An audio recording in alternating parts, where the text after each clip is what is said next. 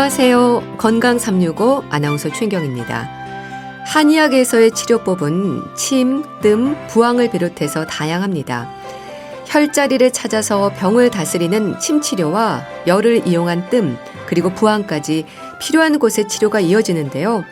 침을 무조건 많이 맞는다고 좋은 걸까요? 침은 매일 맞는 게 효과적인 걸까요? 한의학의 치료법은 주로 어떤 질환에 어떻게 쓰이는지 오늘은 침과 뜸 그리고 부항에 대해서 알아봅니다.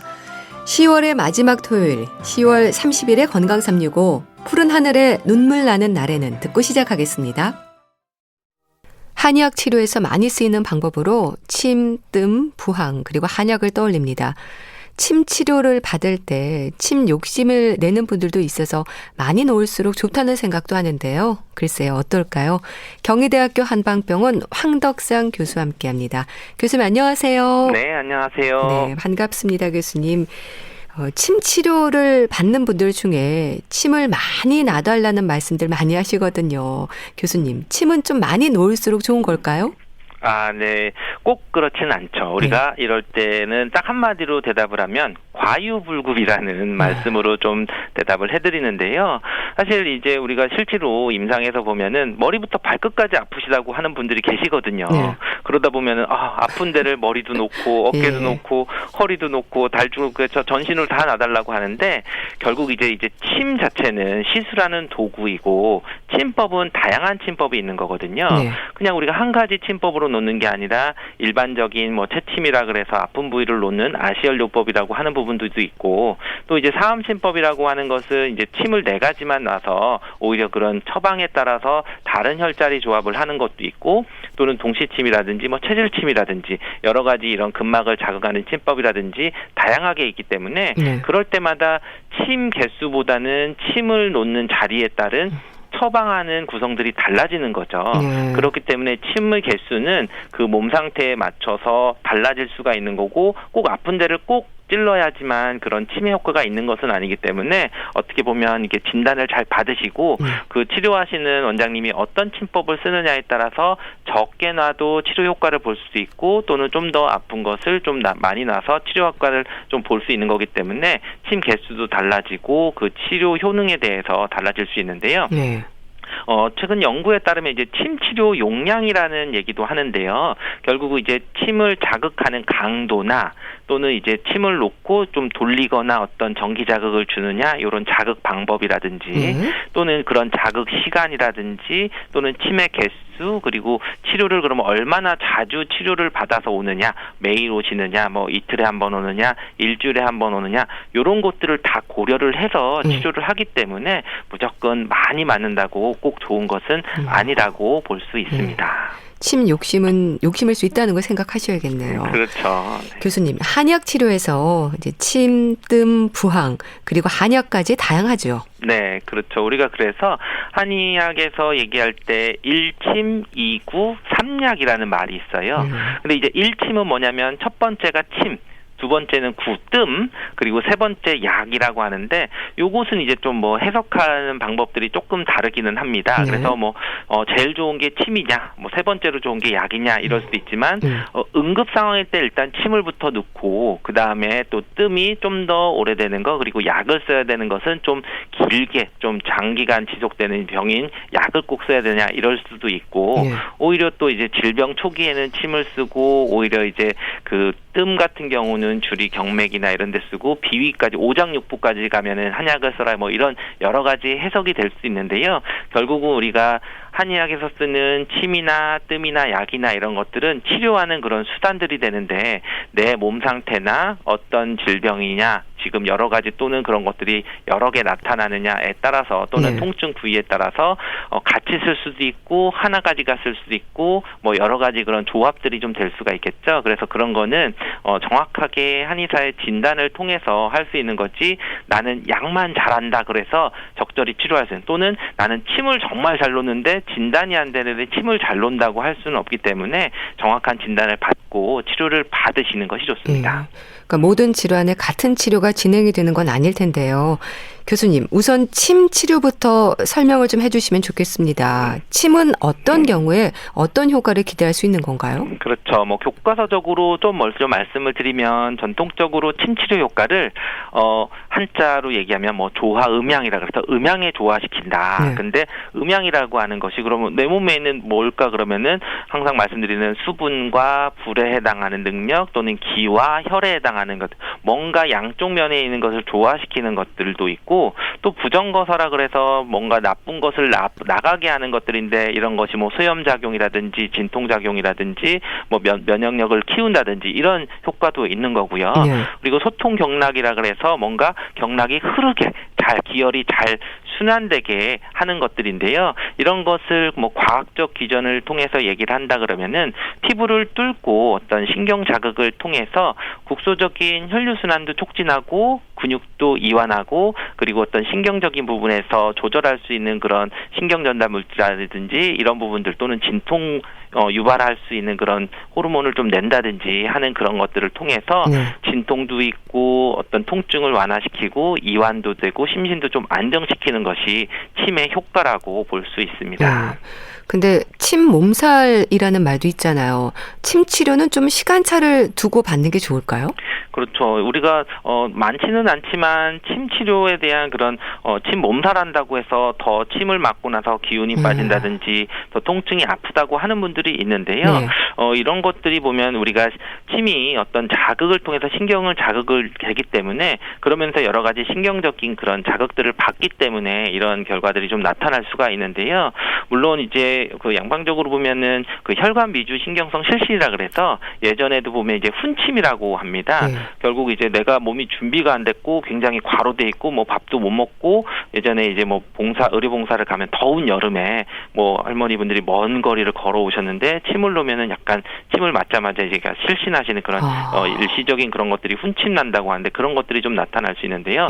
뭐 최근에는 뭐 그렇게 이런 것들이 아주 드문 현상인데 이런 정도는 아니지만 힘들다고 하시는 분들은 내 몸 상태에서 허증이거나 한의학에서 볼 때는 기혈순환이 잘 이루어지지 않을 때 오히려 침을 놓으면은 오히려 약물이나 뜸이나 이런 걸 좀 부드러운 쪽으로 치료를 해서 좀 내 몸 체력을 채워준 다음에 침 치료를 좀 병행해야 되는 경우도 있기 때문에 오히려 이제 침을 맞으실 때는 정확히 진단을 받으시고 그런 뭐 피곤하거나 훈침이나 아니면 좀 침몸살을 좀 했을 때에는 다시 또 한의사분과 상담을 해서 또 어떤 약물 치료를 좀 더 병행을 하거나 하는 것이 더 좋습니다. 침의 길이도 좀 다르던데요. 이게 어떤 차이가 있는 건가요? 그렇죠. 우리가 침에 대해서 뭐 구침지라고 하는 뭐 그런 얘기도 있었죠. 뭐냐면 9개의 침이 있다고 얘기를 했는데요. 그 9개의 침은 사실 예전에는 이 침이라고 하는 게 요즘에 말하는 그 한 가지로 우리가 침 치료하는 그것뿐만 아니라 크게 이렇게 찢는 어떻게 보면 예전에는 이제 수술같이 느낌에서 그 수술하는 도구도 침이라고 얘기를 한 거죠. 도침이라고 얘기를 하기도 하고요. 그래서 침 종류 중에서는 크게 째는 침도 있고 그리고 찌르는 침도 있고 또 찌르지 않고 이제 지압하는 침도 있어서 이런 종류들을 이제 9개의 침이라고 얘기를 하게 되는데요.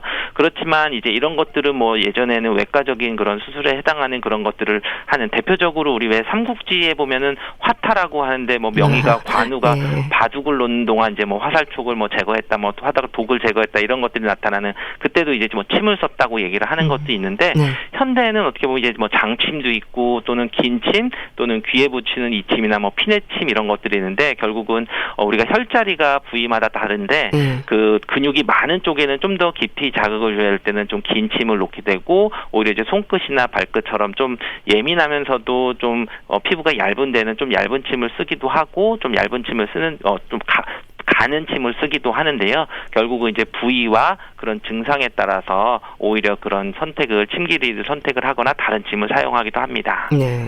종류도 많죠. 봉침, 약침도 있고 어떻습니까? 그렇죠. 요즘에는 이제 그런 약침이라고 해서 약침은 말 그대로 이제 우리 혈자리, 침을 놓는 경혈자리에다가 약들을 그 성분들을 좀 주입을 해서 우리 몸에 있는 그런 치유를 시키는 것이 이제 약침인데 그 약침의 종류들도 뭐 팔강약침, 뭐 체질약침, 뭐 여러 가지들을 좀 나눌 수가 있게 되고요.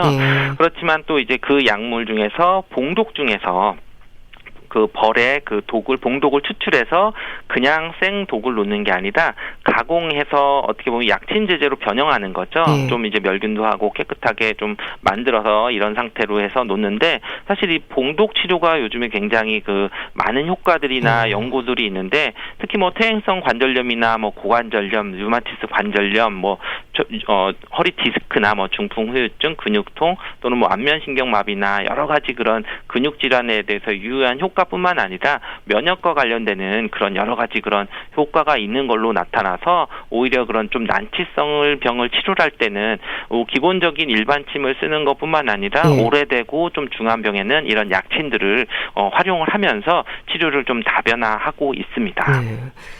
그리고 또 교수님, 뜸은 어떨까요? 뜸을 뜬다는 표현을 하는데요. 이건 어떤 치료 방법인 건가요?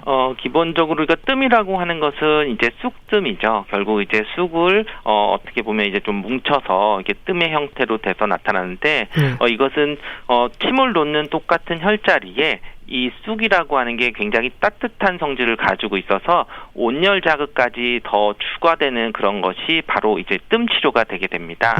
그래서 우리가 그냥 단순하게 침을 놓는 거는, 우리 요즘에는 이제 따뜻한 그런 뭐 림프랄에 대해서 적외선을 쪼여줘서 되지만, 옛날에는 그런 게 없을 때는 침을 놓는 것은 어떻게 보면 차가운 금속이 닿고 경혈을 자극시켜서 순환을 된다고 하면은, 뜸은 오히려 이 쑥의 그런 자체가 따뜻하고 온경 산안한다고 해서 몸을 좀 기본적으로 따뜻하게 돼서 차가운 질환이라든지 허증으로 나타나지 이런 때에는 오히려 따뜻하게 했을 때 면역 반응도 더 나타나고 오히려 치료 효과들이 더 나타날 수가 있습니다.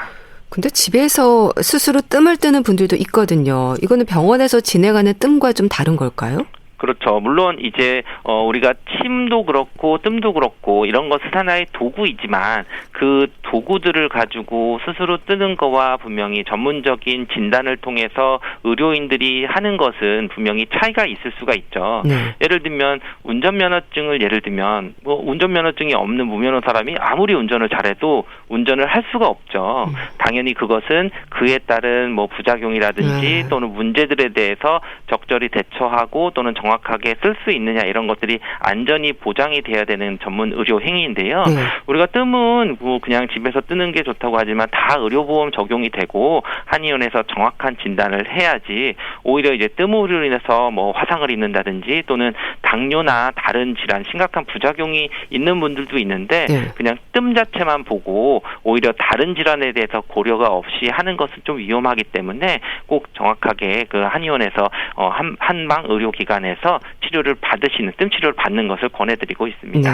그 말씀하셨듯이 화상의 위험이 또 걱정이기도 한데, 뜨거울수록 좋다고 생각하는 분도 계시거든요. 조심할 부분들이 있겠죠? 그렇죠. 우리가 뜸 연구를 보면은 뜸이 이렇게 직접 자극하는 게 아니라 이 열기들이 이제 그 자극이 되는데요. 이런 연구를 통해서 열측정기를 보면은 오히려 이제 직접 그 체온을 느끼는 것보다는 피부를 직접 달구는 게 아니라 약간 피부 아래쪽에 좀 더 깊숙한 부위에 약간 근적외선과 비슷한 스펙트럼을 가지고 있는 작용을 한다고 하거든요. 결국 이제 피부에서 느껴지는 온도가 중요한 게 아니라 쑥이 좋은 걸수록 좀 은은하게 좀 안쪽까지도 좀 도달이 되는 것들이 중요하다고 얘기를 해서 오히려 뭐 뜸이 사랑받고 있는 이유가 그것이기 때문에, 근데 이게 오히려 피부 바깥에서 느끼는 것들은 좀 다르실 수가 있어서 오히려 좀 연세 드시거나 아니면 피부 말초 쪽으로 좀 둔감해지신 분들은 오히려 이제 뭐 뜨거운 게 좋다고 하다가 나중에 보면은 화상을 입게 돼서 그러니까요. 오히려 좀 문제가 되는데, 아까 말씀드린 특히 이제 말초 순환이 좀 문제가 되는 당뇨병이 있으신 분들은 특히 주의를 하셔서 오히려 느껴질 때는 아무 느낌이 없는 것 같지만 그래도 충분히 효과가 있는 경우들이 많기 때문에 오히려 그런 것은 주의를 하시고 꼭 그런 부분을 정확히 체크할 수 있는 그런 한의사들에게 진료를 받는 게 좋습니다. 그럼 뜸 치료가 효과적인 경우랄까요? 어떤 증상에 도움이 되는 방법일까요? 아무래도 이건 침 치료와 마찬가지로 침의 효과와 따뜻한 온열 작용이기 때문에 우리가 이렇게 차가우면서 병이 오게 되는 그런 질환들이 많이 있죠. 우리가 보통 설사, 장염 이런 것들은 배가 굉장히 차지면서 오히려 나타날 수도 있고요. 특히 이제 여성 질환에서 이제 생리통이나 월경통 또는 이제 난임 같은 경우에도 좀 배를 따뜻하게 하거나 그런 뜸 치료가 효과가 있는 거고요. 그리고 우리가 퇴행성 질환 나타나서 좀 이렇게 만성적으로 나타나는 면역력 저하되는 것들은 오히려 이런 뜸 치료가 굉장히 좋고, 또 이제 만성 피로 증후군도 오히려 뜸 치료를 하면은 오히려 면역력도 올라가면서 체력들이 좋아지는 것을 볼 수 있습니다. 네. 자, 이번에는 부항에 대해서도 설명을 좀 해주세요. 교수님, 부항이라는 게 어떤 원리의 치료인가요? 그렇죠. 우리가 부항 그러면은 굉장히 세계적으로 유명해졌던 치료 방법인데요. 우리가 부황이 아니고 부항, 항아리 항자를 쓰는 거거든요. 결국은 이제 이게 왜 유명해졌냐면, 우리 수영의 황제라고 하는 마이클 펠프스라는 선수가 올림픽에 딱 세계적으로 중계가 됐는데 이 부항 자국을 어깨에 딱 붙이고 나와서 정말 우리는 알지만 전 세계 사람들은 저게 뭘까? 저 무슨 특수한 치료가 아니냐 그래서 이제 이슈가 됐던 적이 있는데요. 결국은 이런 것은 이렇게 그 항아리를 붙여서 음압을 해서 결국 음압을 형성돼서 피를 좀 당겼다가 다시 이렇게 놓으면서 국소적인 혈류순환이 잘 되기 때문에, 특히 이제 운동선수 같은 경우에 많이 뭉치거나 이런 혈액순환이 잘 굳어가지고 되는 경우에는 기혈순환이 잘 시켜줄 수 있는 그런 것들이 바로 그 부항 치료의 그런 원료가 되고요. 또 필요한 경우에는 이제 뭐 피를 좀 사혈을 시킨다고 하는데, 그 사혈을 했을 때 오히려 그 좀 뭉쳐 있거나 피가 좀 잘 돌지 않는, 그리고 또 국소적으로 혈류량이 늘면은 우리 뭐 산소의 헤모글로빈 농도도 좀 증가를 해서 결국 피 성분도 좀 더 맑아진다고 표현할 수 있는데, 그렇게 혈류순환이 좀 좋아지는 그런 효과를 내는 게 이 부항 치료의 목적이 됩니다. 이게 노폐물이나 독소 같은 걸 좀 빼주는 건가요?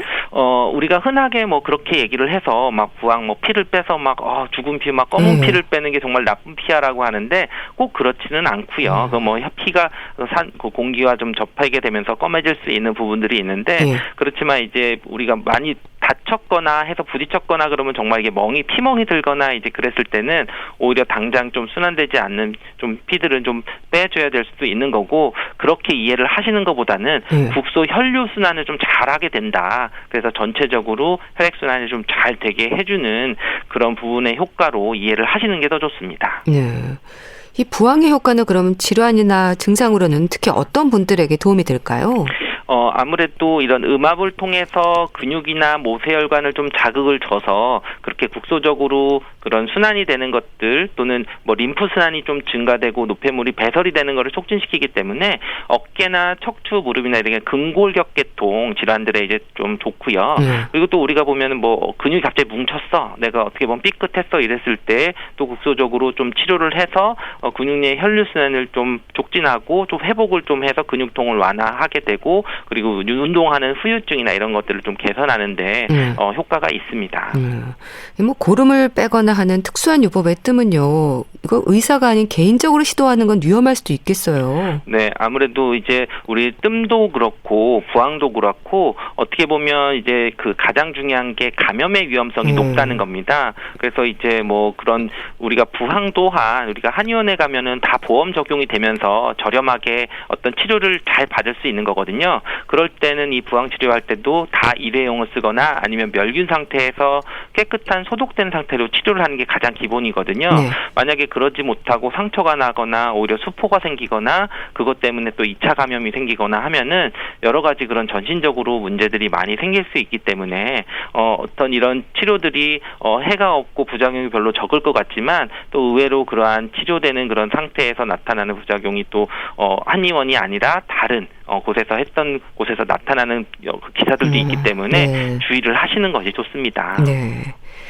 자, 그리고 또 한약은 어떨까요? 뭐 질환에 따라서 약재가 다르게 처방이 될 텐데, 교수님, 이것도 뭐 체질이나 상태에 따라서 아주 다양한 약재들이 쓰이겠죠? 그렇죠. 뭐 우리가 일반적으로 얘기할 때 뭐 보약을 먹었어, 나는 뭐 한약을 먹었어 이렇게 되지만, 사실은 그 한약 처방, 부약 처방도 구성에 대한 조합에 따라서 정말 처방이 다 바뀌어지게 되고 처방 이름도 바뀌고 그 쓰임새도 바뀌어지는 거거든요. 그렇게 바뀔 수 있는 것은 병을 진단하는 것도 있지만, 실제로 내 몸을 먼저 관찰해서 그 내 몸의 상태에 맞춰서 약을 쓰는 게 한약 처방이거든요. 그래서 단순히 이것을 꼭 사상 체질이라고도 볼 수 수도 있지만 어떤 뭐 다른 체질, 내 몸에서 기운이 부족한지 또는 뭐 혈액이 부족한지 이러한 몸 상태를 파악을 해야 정확하게 한약 처방을 구성할 수 있기 때문에 그런 것은 이제 한의사의 그런 정확한 진단을 받으시고 처방을 받는 것이 단순한 보약이라 그래도 좀 그렇게 드시는 것이 안전하고 더 건강을 지킬 수 있는 방법이 됩니다. 보통 2주 정도를 기준으로 약을 보내주시던데 이것도 이유가 있는 건가요? 기본적으로 한약은 이제 한제 단위가 됐었죠. 그래서 20첩 한제 그래서 보통 우리가 옛날에는 약을 먹을 때 직접 달여 먹었었는데 한 첩을 달여서 한 번 먹고 또 한 첩을 달여서 한 번 먹고 또 재탕이라 그래서 두 개를 달인 거 두 개 그런 약을 좀 달여가지고 다시 한 번 저녁에 먹어서 두 첩으로 해서 하루 3번을 먹게 되는 거죠. 그렇지만 요즘에는 이제 뭐 20첩이라고 그 한제를 다리게 돼서 보통 이제 그러다 보면은 재탕 개념이 들어가면은 한 2분의 1 정도의 약효가 난다고 하거든요. 결국 20첩 열흘을 먹고 재탕 개념으로 해서 한 15일 정도 먹게 되는 거죠. 그래서 이제 그런 쪽으로 해서 약 2주 정도가 되는 쪽으로 편하게 되는데요. 물론 이제 그것은 약 처방을 하는 분들 또는 약 병의 상태에 따라서 이분은 뭐 짧게 일주일 단위로 뭐 변화되는 식을 관찰을 할 수도 있는 거기 때문에 꼭 2주 정도를 쓰는 거는 아니고 뭐 필요한 경우는 뭐 3일치를 먼저 준다든지 5일치를 먼저 준다든지 이것은 진료하시는 그런 한의사분의 그런 판단에 따라서 드시는 것이 좋습니다. 좀 따뜻하게 먹는 게 좋은 건가요? 네, 우리가 뭐 기본적인 한약들은 우리가 풀을 그대로 끓이는 거잖아요. 그러다 보니까 오히려 뭐 전분 성분이 또 있을 수도 있고 또 차가워지면은 약간 좀 이렇게 뭉치거나 엉키는 부분도 있을 수 있거든요. 그래서 그런 거를 좀 이제 없앨 수 있는 방법이 좀 따뜻하게 하면은 그런 것들이 뭔가 좀 걸쭉한 느낌이 있다가 좀 맑아지면서 소화 흡수가 잘 되거든요. 결국 우리가 이런 한약들이 나타나는 것들은 고분자 물질이기 때문에 그런 것을 좀 소화를 잘 시키면서 흡수를 잘 시키기 위해서는 그냥 차갑게 그냥 냉장고에 있어서 바로 드시는 것보다는 뭐 상온에 좀 둔다든지 아니면 뭐 가볍게 뭐 전자레인지 잠깐 돌린다든지 아니면 따뜻한 컵에 좀 담아서 따뜻하게 드시는 것이 뭐 흡수도 더 잘 되고 약효를 좀 더 잘 내실 수 있는 방법이 될 수 있습니다. 요즘은 보약도 많이 챙겨 드시는데요. 보약에 있어서도 뭐 진맥이라든지 체질이나 나이에 따라서 약재가 좀 달라지지 않습니까? 그렇죠. 아무래도 우리가 보약이라고 하면 뭐 일반 명사처럼 한 가지를 얘기하는데 보약이 한 가지 개념이 아니라 각각 보하는 개념이 있는 거죠. 결국은 뭐냐면 우리 한약을 구성할 때 뭐 군신자사라고 하는데 가장 중요한 역할을 군주처럼 작용하는 제일 많이 들어가는 약재가 있는 거고 그거를 보조하는 또 신화 같은 약재가 있는 거고 또 그런 부작용을 줄일 수 있는 약재가 또 다 들어가는데 이런 차이에 따라서 어떤 약은 보혈시켜주는 약, 피를 보충해주는 약일 수도 있고 어떤 약은 보기시켜주는 약, 기운을 보충해줄 수도 있고 어떤 거는 보음, 음일 보충해줄 수 있는 것도 있고 또는 양을 보충해줄 수도 있는데 결국은 이게 내가 기허하냐 혈허하냐는 내가 어떤 뭐 출혈이 많았거나 뭐 기운을 많이 썼다든지 또는 나이가 들어서 양기가 허해지고 뭐 허리도 시리고 무릎도 시리고 이런 것들처럼 내 몸의 상태들은 문진을 하고 우리가 사진이라고 하는데 맥만 보는 게 아니라 여러 가지 증상들도 물어보고 또는 외형이나 이런 것들을 보면서 그런 체질도 좀 감별을 해서 그런 보약을 처방받는 것이 가장 좋습니다. 근데 보약을 많이 먹어서 살이 쪘다는 말도 합니다. 이건 어떨까요? 그렇죠. 우리가 뭐 그런 얘기도 하시는데 사실은 뭐 보약 자체가 칼로리가 그렇게 많이 높은 경우는 아니어서 그것 자체로 인해서 살이 쪘다기보다는 오히려 우리 뭐 보약 중에서도 소화기를 굉장히 좀 원활하게 해주는 것들이 좀 들어가는 경우들이 있는데 그랬을 때에는 오히려 소화가 잘 되면서 식욕이 좀 늘어나는 경우들이 있는 거죠. 이럴 때에는 식욕이 는다고 해서 그거는 이제 소화가 안 되던 것들이 되기 때문에 그 소화력이 늘어나는 건데 그거에 맞춰서 식사량을 늘리면 안 되고 오히려 식사량을 유지를 하시면서 그런 부분들을 이제 운동을 하거나 또는 식습관을 조금 개선을 하면서 또는 운동이나 이런 시간들을 좀 더 늘리면서 조절을 하시면 되고요. 그렇지만 이제 한의학에서도 비만이 수분대사가 장애가 일어나서 오는 병적인 그런 습담이 나타날 때에는 물만 먹어도 살이 찐다고 하는 분들이 있는 거거든요. 그래서 오히려 한약을 먹어서 그런 쪽으로 좀 습담을 제거하거나 다이어트 한약도 요즘에 많이 그런 유행을 하는 경우도 있어서 오히려 한약을 먹고도 체중 조절도 좀 도움을 받는 경우들도 충분히 있습니다. 교수님, 이렇게 침 치료를 비롯해서 뭐 뜨문과 부항 그리고 탕약까지 치료 효과를 높이기 위한 방법이랄까요? 뭐 진료실에서 강조하는 말씀들을 짚어주세요. 그렇죠. 우리가 침이나 뜸이나 또는 한약이나 이런 것들은 우리나라에서는 모두 건강보험이 적용이 됩니다. 네. 그리고 또 금액에 따라서는 실손보험 혜택까지도 받을 수 있는데요. 결국은 이제 이런 것들의 이론이 아무리 옳은 것 같지만 실제로 그거를 시행하는 사람들이 믿을 수 있느냐 이런 거를 보는 거고, 그런 면에서는 결국은 내가 어디서 한다 이런 것보다는 안전하게 한의 의료기관에서 국가가 인정한 한의사에게 꼭 진료를 받으신 다음에 네. 맞춤 그런 치료를 받는 것을 권해드리고 있습니다. 네, 알겠습니다. 자, 오늘은 한의학 치료에서 침, 뜸, 부항 그리고 한약까지 알아봤는데요. 경희대학교 한방병원 황덕상 교수와 함께했습니다. 말씀 잘 들었습니다. 감사합니다. 감사합니다. KBS 라디오 건강365 함께하고 계신데요. 오마이걸의 비밀 정원 듣고 다시 오겠습니다.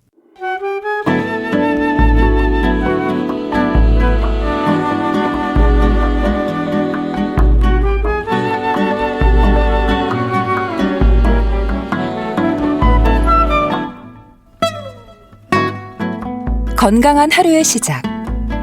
KBS 라디오 건강365 최윤경 아나운서의 진행입니다.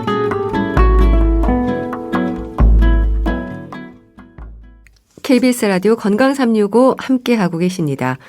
주말의 건강책 정보 북컬럼니스트 홍순철 씨와 함께합니다. 안녕하세요. 네, 안녕하세요. 자, 오늘 소개해 주실 책은요. 제목이 100년 동안입니다. 제목만으로는 내용을 좀 짐작하기가 어려운데요. 예, 이게 100년 동안이라고 발음을 해야 될지 100년 동안이라고 발음을 해야 될지 예. 힌트가 좀 되실까요? 아, 그렇군요. 예, 이 책의 부제를 보면 하루 3분 눈 요가로 건강할 눈을 100세까지. 아, 눈에 대한 거군요. 그렇습니다. 저도 개인적으로 참 관심이 많은 주제인데요. 네. 사람의 신체 가운데 가장 먼저 노화가 시작되는 곳이 어디일까? 눈이라고 그래요. 네. 이게 사람마다 조금씩 차이가 있지만 대부분 20살이 지나면 눈의 퇴화가 시작된다고 그럽니다. 네. 그리고 40대가 넘어가면 노안의 증상을 서서히 느끼게 되는데요. 예. 눈의 노화는 수정체의 탄력이 감소하면서 시작이 된다고 그러죠. 그래서 젊을 때는 수정체가 탄력성이 상당히 뛰어납니다. 네. 이렇게 되면 가까운 물체를 아주 또렷하게 볼 수 있다고 그래요. 근데 그 수정체의 탄력성이 떨어지면 이 초점이 전환이 느려지는 거죠. 네. 그렇기 때문에 먼 곳의 물체는 잘 보이는데 가까운 물체가 잘 보이지 않는 전형적인 노안 증상이 나타나게 되는 건데요. 네.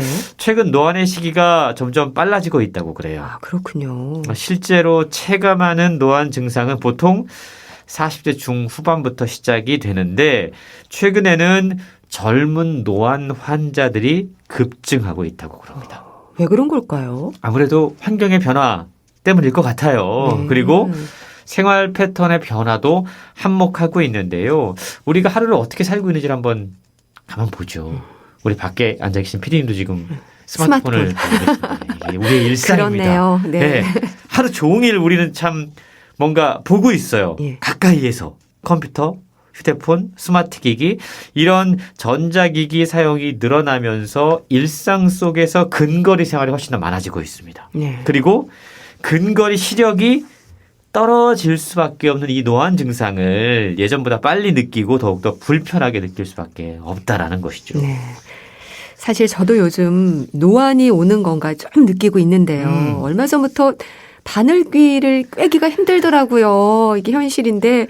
자, 그렇다면 책의 저자가 좀 궁금합니다. 어떤 분이세요? 네, 이 책에 저도 개인적으로 관심이 많다라고 말씀을 드렸잖아요. 네. 저도 요즘에 밤만 되면 무언가를 이렇게 책 보는 게 되게 힘들어지더라고요. 좀 침침해지죠. 네, 자꾸 눈물이 나요.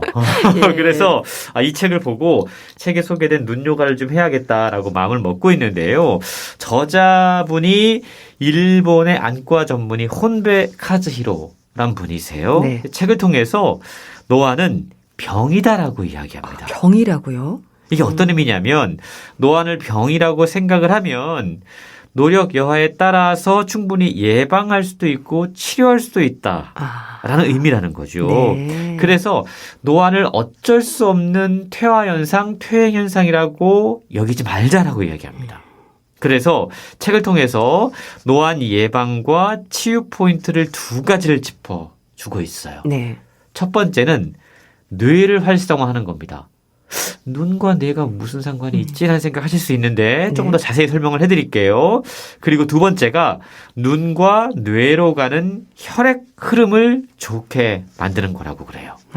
자, 네. 눈과 뇌의 관계에 대한 이야기를 먼저 해볼게요. 네. 서로 아주 밀접하게 관련돼 있다고 그럽니다. 그래서 뇌가 활발히 움직이면 눈도 좋아지는데 눈은요, 뇌 다음으로 우리의 혈액이 가장 많이 유입되는 기관이라고 그럽니다. 네. 그러면 혈액의 흐름에 영향을 많이 받는다는 의미겠죠. 그러네요. 혈액이 잘 순환하지 못하면 세포에 영양과 산소를 충분히 공급하지 못하게 되고 배출하지 못한 노폐물이 쌓이게 되는 겁니다. 그리고 이게 시세포와 수정체 두께를 조절하는 모양체라는 근육의 기능 저하로 이어지게 된다고 그래요. 눈의 노화를 극복하는 방법은 그래서 저자가 그렇게 어렵지 않다. 이런 관점에서 접근하면 오히려 예방할 수 있다라고 이야기를 하고 있는데 네. 하루에 3분씩만 투자하면 될 만한 간단한 일이고요. 시간과 장소, 도구의 구애도 받지 않는 손쉬운 방법들을 책을 통해 소개를 하고 있는 겁니다. 그러니까 노안이 노화로 인한 건 맞긴 하지만 노안이 오기 전에 젊을 때부터 노력을 하면 눈의 노화를 좀 늦출 수 있다고 이제 내용을 이해하면 되지 않을까 싶은데요. 눈 요가 좀 새롭네요. 그렇습니다. 이게 이제 일본 책들의 특징이 아닌가라는 생각을 해보게 되는데 네. 사실 서점가에 가보면 대부분 눈과 관련된 안과 질환과 관련된 책들이 일본 번역서들이 상당히 많아요. 그렇군요. 그만큼 일본에서 이에 대한 관심도 많고 네. 눈 요가라던가 뭐 눈 트레이닝이라던가 뭐 이런 것들이 상당히 많이 출간이 되고 있는데 우리는 보통 노안이 찾아오면 돋보기를 먼저 시작합니다. 근데 이 네. 돋보기는 일종의 의료기구라고 할 수 있는 거거든요. 네. 그러니까 다리가 부러졌을 때 사용하는 목발과도 같은 거예요. 근데 목발을 우리가 평생 짚고 살지는 않잖아요. 어느 정도 기능이 회복이 되면 목발에 의존하는 것을 멀리해야 됩니다. 안 그러면 다리 근력이 떨어져서 사실은 계속해서 목발에 의존할 수밖에 없는 상황이 벌어지거든요. 그렇죠. 눈도 마찬가지라는 거죠. 돋보기에 처음에 의존하게 되면 뭐 당분간은 편리할 수 있는데 계속해서 의존하면 눈의 근력도 약해질 수밖에 없기 때문에 돋보기에 지나치게 의존하지 않는 습관이 중요하다라고 책은 이야기하고 있어요. 네. 그러면서 눈도 얼마든지 세월을 이길 수 있다. 하루 3분씩 눈 요가를 하면 100년 동안 건강한 눈으로 살 수 있다. 그래서 100년 동안이라고 하는 책의 제목이 탄생을 한 건데요. 네. 하루 3분 눈 요가를 하다 보면 눈뿐만이 아니고 뇌도 활성화되기 때문에 노년의 가장 두려운 질환이라고 할 수 있는 치매까지도요. 잡을 수 있다고 그럽니다. 실제로 저자도 젊은 시절부터 꾸준히 3분 요가를 눈 요가를 하고 있는데 지금 60대 초반이거든요. 네. 노안의 징후가 전혀 없다고 그러고요. 한때 0.1까지 떨어졌던 시력이 1.0까지 회복됐다고 그럽니다. 그러니까 눈과 뇌가 서로 연결이 되어 있어서 뇌를 좀 활발하게 움직이면 눈도 좋아진다는 그런 얘기인가요? 그렇습니다. 원리를 좀 이야기를 해볼게요. 예. 우리가 무언가를 본다라고 하는 행위는 사실은 뇌의 기능을 통해서 이루어지는 거거든요. 우리 뇌에는 감각기관을 조절하고 감각기관에서 받아들인 정보를 처리하는 모두 12개의 신경이 있다고 그래요. 네. 근데 후각과 청각을 담당하는 신경은 1개씩입니다. 근데 눈을 담당하는 신경이 무려 6개라고 6개나요? 이게 어떤 의미일까? 사람이 외부에서 입수하는 정보의 83%가 눈을 통해서 들어온다고 그러죠. 눈으로 들어온 정보를 최종적으로 처리하는 게 뇌입니다. 그래서 저자는 눈으로 본다라는 것은 사실상 뇌가 본다라는 의미다라고 이야기를 해요. 그렇군요. 그래서 시력 저하는 인지력을 떨어뜨리는 가장 대표적인 원인이 된다라고 지적하고 있는 거죠. 눈, 참 신비로운 기관인데요. 뇌에서 떨어져 나와서 생성된 기관입니다. 네. 뇌와 연결돼 있어요. 우리가 우리의 뇌를 단단한 두개골에 둘러싸여서 좀처럼 들여다볼 수 없잖아요. 네. 근데 눈이야말로 뇌가 유일하게 밖으로 드러난 지점이다. 그렇네요. 라고 이해해 볼 수 있다는 거죠. 그래서 눈의 노화가 뇌의 노화와 직결된다는 겁니다. 네. 눈의 노화를 그대로 방치하면 뇌는 걷잡을 수 없을 정도로 빠른 속도로 늙는다라고 저자 지적하고 있는데 노화를 방치하면 치매에 이르게 된다는 것이 바로 이러한 원리인 겁니다. 네. 그래서 최근이요. 노화는 어쩔 수 없는 퇴행 현상이 아니다라는 점을 지속적으로 강조하면서 노안이라고 하는 게 어떠한 신체적 변화에서 비롯돼서 발생하고 또 예방할 수 있는 방법은 무엇인지에 대해서 이야기를 해주고 있는데 네. 이미 노안이 시작되었다고 하더라도 젊고 건강한 눈으로 되돌아갈 수 있는 방법이 분명히 있다고 그럽니다. 네. 그 방법들이 훈련법들이 소개가 되고 있는데요. 네. 하루 3분 눈 요가하면 100년 동안 건강한 눈으로 살 수 있다. 100년 동안이라고 하는 책을 주목할 필요가 있는 겁니다. 저도 요즘 느끼는 부분이지만 이렇게 눈이 나빠지면 여러 가지로 불편하잖아요. 그러니까 무조건 나이만 생각할 게 아니라 일단 뭐 생활 속에서 눈 건강에 좀 해가 되는 부분들을 삼가는 것도 방법이지 않을까 싶습니다. 그렇습니다. 일단 가까이 보는 것들을 조금은 삼가거나 아니면 좀 줄여가는 습관이 좀 필요하다라는 거예요. 네. 온종일 컴퓨터 화면을 들여다보고 스마트폰을 손에서 놓지 못하는 현대인 젊다고 해서 노안에서 벗어날 수 있다는 생각을 버려야만 한다는 겁니다. 컴퓨터 화면이나 스마트폰 같은 이 가까운 거리의 화면을 오랫동안 집중해서 보게 되면 수정체의 두께를 조절하는 모양체가 계속 긴장 상태에 있게 되는 거거든요. 네. 이렇게 되면 모양체가 아무래도 계속 긴장하고 있다는 얘기는 기능 저하로 이어질 가능성이 크다라는 겁니다. 뭐 출퇴근 버스라던가 지하철 이런 데를 보면 요즘 열의 아홉이 대부분 다 스마트폰 보고 계시거든요. 스마트폰이 문제가 돼요, 정말. 근데 더 큰 문제는 예. 이동하는 동안에 들여다보는 건 이게 계속 흔들리는 공간이잖아요. 그렇죠. 그러다 보니까 눈이 더 긴장할 수밖에 없다라는 거죠. 눈이 쉽게 피곤해지는 이유인데요. 실제로 최근 5년 사이에 30대 청년 노안이 지금 2배 이상 늘어났다고 그럽니다. 네. 사실 이전에는 노화한 눈에 나타나는 백내장이 주로 60세 이후에 많이 발생을 했는데 최근 조사를 해보면 40대, 50대 환자들의 비율이 증가하고 있고요. 네. 또 실명에까지 이를 수 있는 황반변성, 이거 참 되게 무서운 병인데 20대, 40대 발병률도 함께 증가를 하고 있다고 그럽니다. 우리가 안티에이징이란 말 자주 쓰잖아요. 네. 노화를 방지하기 위해서 참 피부에다가 뭐도 많이 바르고 뭐도 뭐 이렇게 쓰기도 하고 정말 적극적으로 맞서고 있는데 노화를 극복하려고 애쓰는 사람조차도 노안은 어쩔 수 없는 퇴행 증상이야라고 여기는 것, 별다른 치유 노력을 하지 않는 것, 예. 이것은 뭔가 문제가 있는 접근 아니냐라고 저자는 지적하고 있는 겁니다. 네.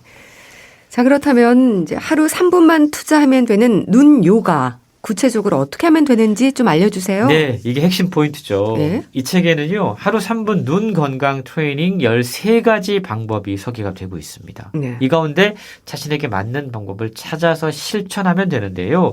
예를 들자면 간판 트레이닝, 눈 요가, 신문 기사 읽기 트레이닝, 단전 마사지, 굳은 목과 눈 근육을 풀어주는 체조, 또 숫자 카드 트레이닝, 티벳 트레이닝, 손톱 지압, 네. 초점 맞추기 트레이닝, 또 목욕탕에서 하는 안구 운동, 예.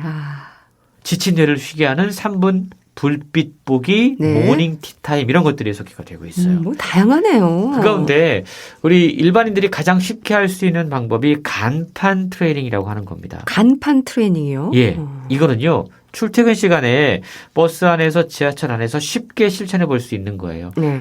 스마트폰 화면 들여다보지 마시고 밖을 보라는 겁니다. 음. 우리 눈은요. 멀리 볼 때 모양체가 이완되고 가까운 곳을 볼 때는 모양체가 긴장합니다. 네. 근데 이 과정을 반복하면 눈의 초점 조절력을 단련할 수 있다고 그래요. 그래서 창밖에 보이는 간판들을 보는 겁니다. 처음에는 먼 곳에서 가까운 곳으로 보고요. 가까운 곳에서 먼 곳으로 순서를 바꾸어 가면서 간판을 번갈아 읽는 거예요. 그러니까 먼 곳에서 가까운 곳으로, 가까운 곳에서 먼 곳으로. 그렇습니다. 예, 어렵지 않네요. 근데 여기서 중요한 게요. 네. 우리가 똑같은 풍경을 가지고 매일 훈련하는 게 필요하다는 거예요. 그래서 월요일 날 출근하면서 봤던 걸 화요일 날도 보면서 똑같이 훈련하는 겁니다. 번갈아 가면서. 반복하는 게 중요한 거네요. 반복하는 게 중요한 거죠. 그러면서 눈이 조금씩 호전되는, 시력이 호전되는 현상을 실제로 경험할 수 있다고 그러고요. 또 한 가지 방법, 눈 요가입니다. 네. 이것도 수시로 그냥 사무실 책상에 앉아서 할 수 있는 방법인데요. 먼저 양손을 비빕니다. 네. 자, 그렇게 되면 손바닥에 온도가 올라가요. 따뜻해지죠. 따뜻해지죠. 눈을 감은 상태에서 요 위치가 정말 중요한데요. 손바닥의 중앙이 눈꺼풀 위로 오게 하는 겁니다. 손바닥 중앙이요. 이게 왜 그러냐면 지나치게 손바닥 힘을 가지고 안구를 자극하면 안구에 좋지 않다고 그래요. 손바닥 중앙이 눈꺼풀 위로 오면 이 안구에 적절한 압력이 가해지면서 또 지나치게 이렇게 무리하지 않는 압력이 딱 가해지는 그 위치라는 거죠. 네. 이 상태에서 세게 누르지 말고요. 안구를 굴려보는 겁니다. 그러면 손바닥에 안구가 돌아가고 있다는 느낌이 나거든요. 네. 그게 책에서 제안하는 3분 눈 요가인데 여기서 중요한 건 예. 우리가 이제 지압하겠다고 안구를 세게 손바닥으로 누르는 거 이건 정말로 좋지 않은 습관이라고 그래요. 그래서 눈 요가를 하더라도 예. 지압을 하더라도 안구를 지압하는 게 아니라 그 안구 주변 네. 눈 주위를 마사지하면 아까 말씀드린 것처럼 우리 눈 주위에는 엄청난 시신경세포와 혈액순환 통로가 있습니다. 그래서 거기들이 자극되기 때문에 눈으로 가는 혈액들이 상당히 활발하게 원활하게 소통이 되고 네. 그게 눈 건강에 도움이 된다라고 책은 설명하고 있습니다. 네. 이 눈 요가 방법이 어렵지 않네요. 이제 꾸준히 할 수 있을지 언제나 꾸준히가 문제이긴 한데 저도 일단 이 간판 읽기부터 좀 시작을 해봐야겠습니다. 네, 그렇습니다. 자, 소개해 주신 100년 동안 북컬럼니스트 홍순철 씨와 함께했습니다. 감사합니다. 고맙습니다. 이적의 그땐 미처 알지 못했지 보내드리면서 인사드릴게요. 건강365 아나운서 최인경이었습니다. 고맙습니다.